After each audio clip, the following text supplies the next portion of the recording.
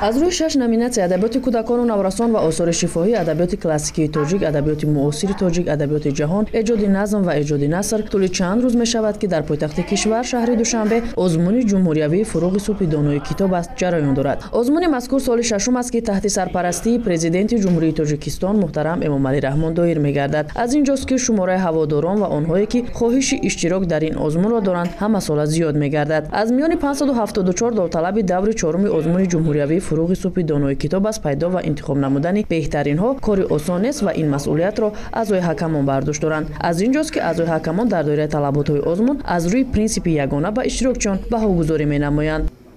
ما فرزند کوهستان در تقدیر تابستان سرحدبانی میکنیم همراه سرحدبانان دیده های ما پرنور دل های ما بیدار است.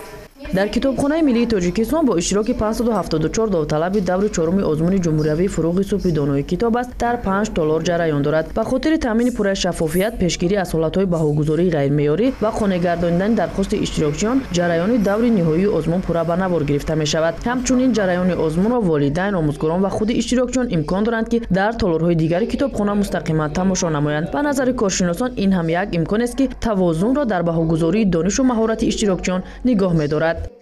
اشتراکچی آزمون جمهوری فروغ صبح دانایی کتاب است. از روی نامیناسیون یکم خواندن و از یاد کردن ادبیات کودکان و نوآوران و آثار شفاهی اشتراک می‌نمایند. منتداری صمیمی خویش را و اساسگزار صلح و وحدت ملی، پیشوای ملت، پرزیدنت جمهوری تاجیکستان محترم امامعلی رحمان می‌رسانند که برای ما جوانان و نوآوران چنین شرایط‌ها را سطح هم فراهم آورده‌اند و ما می‌توانیم که آزادانه در چنین آزمون‌ها اشتراک نموده دانش و مهارت خودمان را صقل دهیم.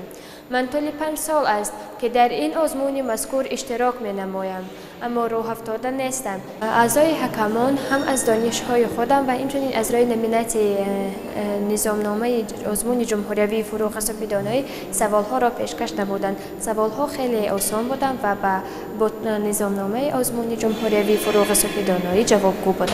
من در آزمون جمهوری فروغ صبح دانایی کتاب است از روی نامیناسیون ادبیات کلاسیک اشتراک می‌نمایم و سالی اول است که من در با دوری جمهوری آزمون روی خط یافتم. یعنی در این آزمون ما سوادناکی خود را می‌سنجیم و امیدواریم که باز جای‌های نمایان را در این دور نیز سزاوار گردیم. این آزمون برای خواننده یعنی باز شوق و رغبت خواننده را به خواندن زیادتر می‌کند که بسیار آزمون‌ها اشتراک نمایند و دانش خود را باز صقل دهند. طبق آمار پیشنهاد نموده ولایت و شهر و ناحیه‌ها در دور یکم آزمون 251266 نفر، در دور دوم آن 49267 نفر و در دور سوم 3742 نفر اشتراک نمودند. از این شماره فعلا 574 نفر از ولایت سوخت، ولایت ختلان، ولایت مختار کوهستانی بدخشان، شهر دوشنبه و از شهر و ناحیه تابع جمهوری برای صاحب جای‌های یکم، دوم، سوم و شاهجایزه شدن رقابت دارند. همگی چند روز دیگر باقی مانده است که غالبان آزمون جمهوری فروغ صبح دانایی کتاب است پیدا و قدردانی گردند.